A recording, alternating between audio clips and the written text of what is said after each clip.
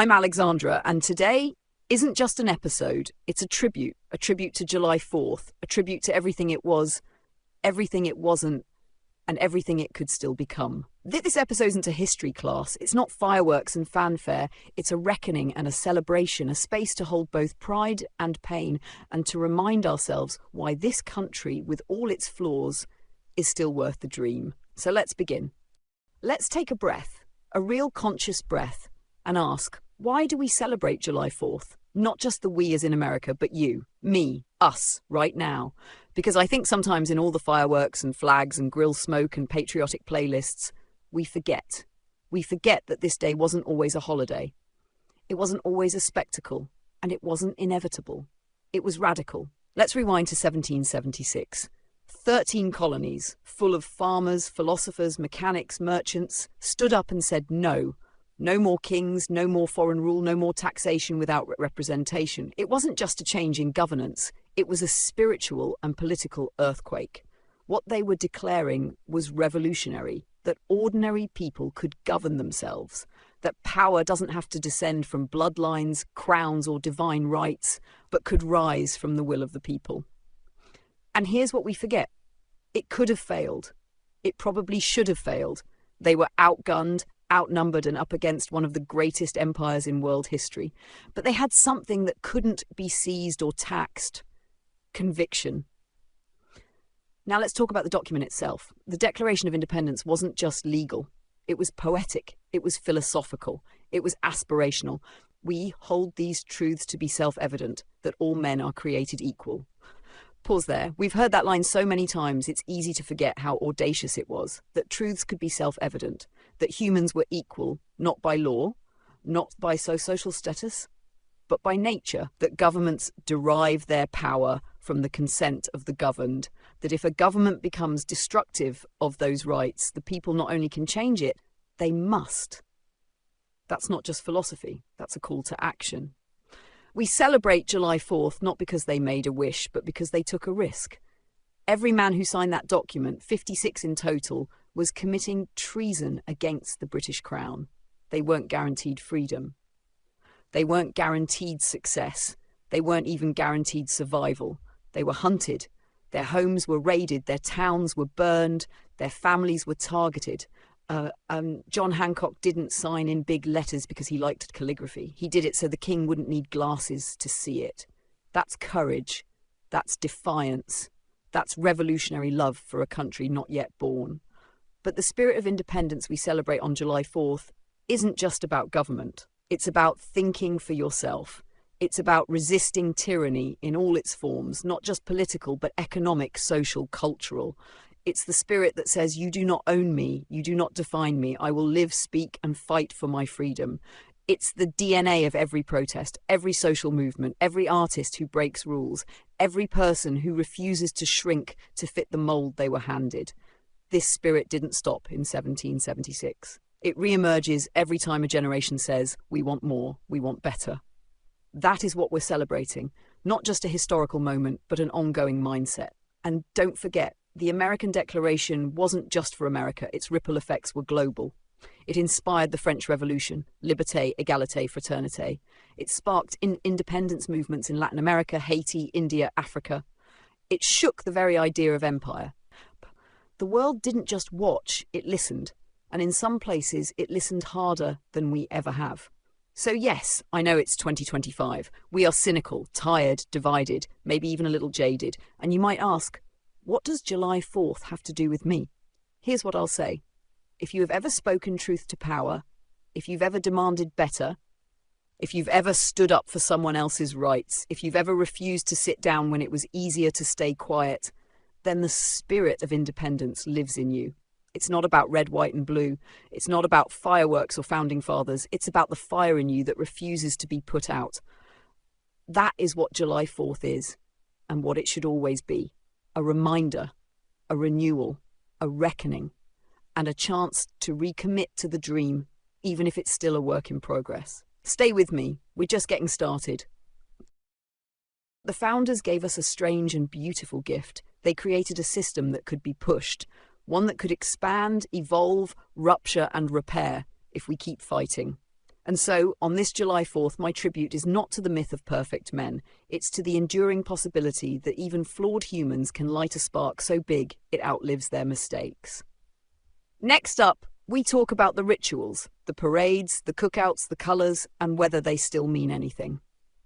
Can we reclaim the celebration without losing the substance? Stay with me. Let's talk about the rituals of July 4th. Because even if you don't remember the full text of the Declaration, even if you didn't ace US history in high school, even if you couldn't name 3 founding fathers if your grill depended on it, you probably remember the fireworks, the smell of barbecue, the sound of the national anthem played through fuzzy speakers at a small-town baseball field, the shimmer of red, white, and blue clothes you'd never wear any other day of the year. These are the cultural fingerprints of the holiday, and they matter more than we sometimes admit. Let's start with the obvious one. Fireworks. They light up the sky from coast to coast. They explode over city skylines and cornfields alike.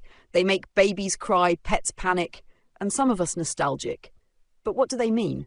We often say they represent the rocket's red glare, a reference from the national anthem and the War of 1812. But in a deeper sense, fireworks are symbolic of the explosive birth of the nation itself, the fight, the fire, the fury of independence. John Adams even wrote in a letter to his wife Abigail that July 4th should be celebrated with pomp and parade, with shows, games, sports, guns, bells, bonfires and illuminations from one end of this continent to the other. So yes, they've been part of the dream since the beginning. The red, white and blue. It's everywhere this time of year, on T-shirts, in front yards, on cars, on beer cans, even bathing suits. Because what makes a flag powerful isn't the fabric, it's the meaning we choose to put into it. And that meaning? It's not static. It evolves with the struggle. Now let's talk about parades. Those cheerful, sometimes cheesy, often emotional processions of marching bands, veterans, dance teams, fire trucks and homemade floats. On the surface, they look like harmless Americana.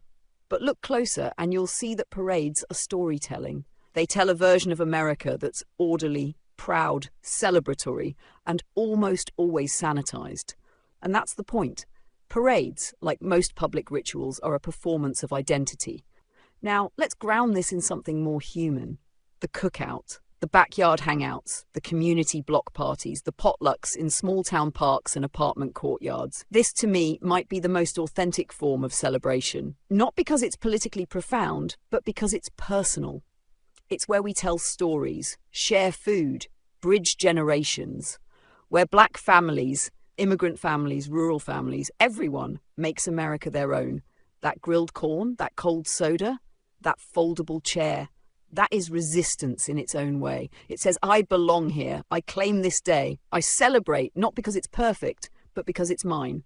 So here's my challenge. This year, let's make our rituals mean something.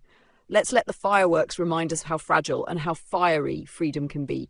Let the flag be a canvas for complexity, not blind allegiance. Let the parade be inclusive, or at least interrupted by truth. Let the barbecue be more than food. Let it be fuel for future freedom. Because traditions can evolve, and so can we. Stay tuned. So today I want to talk about what still makes this country beautiful. What keeps me here? What keeps me hoping? What keeps me talking into this mic every week instead of giving up? One of the most precious things about America is its capacity for reinvention. This is a place where people come or are born with nothing and somehow still believe they can build something, a better life, a new identity, a second chance.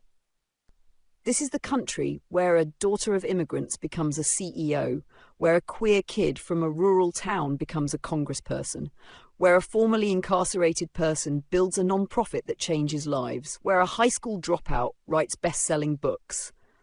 It doesn't happen for everyone. We still have a long way to go on equity and access. But the sheer possibility of transformation, that's the magic. That's the hope we have to protect. No! Another reason I love this country. Free speech, free thought. It is foundational, it is fragile, and it is beautiful. I can sit here in front of this mic and criticize the government, the president, the founding fathers, and nobody's going to arrest me. I can protest in the street, I can publish, I can post, I can dissent. That is not something everyone in the world can do. We take it for granted, especially when we confuse free speech with free platforms or free from consequences. But make no mistake, the First Amendment is not a technicality. It is a lifeline. And even when America doesn't live up to its promises, we are still free to demand that it does. That matters. That's powerful. That's beautiful. What else makes America beautiful? Culture. The songs, the slang, the comedy, the fashion, the food, the unapologetic weirdness and creativity that spills out of every corner. This is the country that gave us jazz, hip-hop, gospel, country, rock and roll, Hollywood, stand-up comedy, memes, drag brunch, slam poetry, TikTok dancers, barbecue and bagels and birria tacos. It's beautiful because it's borrowed, because it's layered, mixed, remixed, stolen, reclaimed and reimagined. Our culture is built by immigrants, by blackness, by queerness, by rebellion, and yet it becomes the global soundtrack. That creative chaos, that's America at its finest. This is where I get emotional. Because what makes this country beautiful isn't policy or history, it's people. It's the teacher who buys her own school supplies, the DACA recipient working 2 jobs while studying at night, the veteran volunteering at a food pantry, the trans teen fighting for their right to exist, the protester handing out water bottles, the single mom who keeps showing up, the grandpa marching for Black lives at age 76, the refugee who becomes a nurse, the drag queen reading to children despite threats, the bus driver who knows every kid's name, the people who run into burning buildings, who build homes, who bake casseroles for grieving neighbours. These are the people who make the dream real. Every day. Quietly. Without medals. Without fanfare. They're not on money. They're not in history books. But they are the heartbeat of America, and they're the reason I keep believing, not in perfection, but in possibility. And finally, let's not forget the physical beauty of this place. From the deserts of New Mexico to the forests of Oregon, from the icy lakes of Michigan to the salt marshes of Georgia, from the high plains of Montana to the red clay of Alabama, from city skylines to rural silence, the land, stolen though much of it was, is still astonishing. This country contains multitudes, volcanoes, glaciers, canyons, coral reefs. It's not just geography, it's geography that shapes psyche. You drive across America and feel like you're entering different worlds, and yet somehow it's all connected, and it's all worth protecting. So yes, this country has broken my heart many times, but it has also taken my breath away, and I believe with every fibre of my being that you can love something while fighting to make it better. That you can hold grief and gratitude in the same hand, that you can honour the beauty while never forgetting the blood. This whole episode is my love letter, not to the lies, not to the marketing, but to the people, the pain, the promise, and the persistent fire that refuses to go out. Stay with me. Here's the good news. You don't have to choose. You can eat hot dogs and honour history. You can wave flags and call out hypocrisy. You can enjoy fireworks and fight for freedom.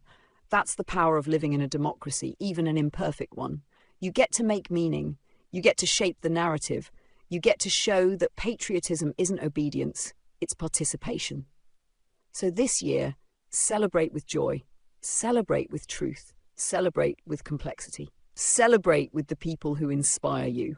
Celebrate because you care, not because you're told to. Celebrate because you know that loving this country doesn't mean denying its flaws. It means showing up to help it grow. That, to me, is what the 4th of July should be. Coming up, our final segment, my personal reflection, what this holiday has come to mean in my own life and how I carry that meaning forward. Stay with me. As we come to the close of this episode and of this day, I want to offer something a little different. No history lesson, no political analysis, no lists of the good, the bad and the ugly. Just a spoken tribute.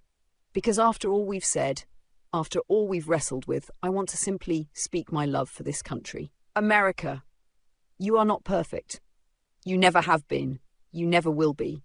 But you are beautiful in your contradictions, in your relentless striving, in your capacity for reinvention and renewal. You are the voices rising from every margin, loud and clear. The mothers and fathers, the dreamers and fighters, the poets and workers, the forgotten and the fearless. You are a nation born from rebellion and broken promises, yet still standing, still growing, still dreaming. I love you for your promise, for the idea that all people can be free, that justice is not just a word, but a goal we chase, that liberty is not a gift from the powerful, but a right we demand. But I love you even more for the work, the messy, difficult, unending work of making good on that promise. For the protests in the streets, for the votes cast against the odds, for the lives lived authentically in the face of hatred, for the hands joined across divides. I love you for the fire that refuses to go out, the fire of resistance, the fire of hope, the fire of community. Because in this country, change isn't given, it's taken. It's built from below, from within, from the grit and grace of everyday people. And that fire, it's the reason I believe in tomorrow. Despite everything, your flaws, your failures, you still shine. You still light a beacon for people around the world dreaming of freedom. You still inspire movements for justice, equality, and human dignity. You are a place where voices can rise, sometimes noisy, sometimes beautiful, sometimes discordant, but always alive. So here's my call to myself and to you. Love this country, fully, honestly, fiercely. Hold its history with clear eyes, protect its future with open hands. Speak up when it hurts, show up when it matters, celebrate with purpose, and never stop believing that the best of America is still ahead. Thank you for spending this 4th of July with me. Thank you for listening, for thinking, for feeling, for questioning. May your celebration be beautiful in all its complexity. May your love for this country be fierce and real. Happy Independence Day.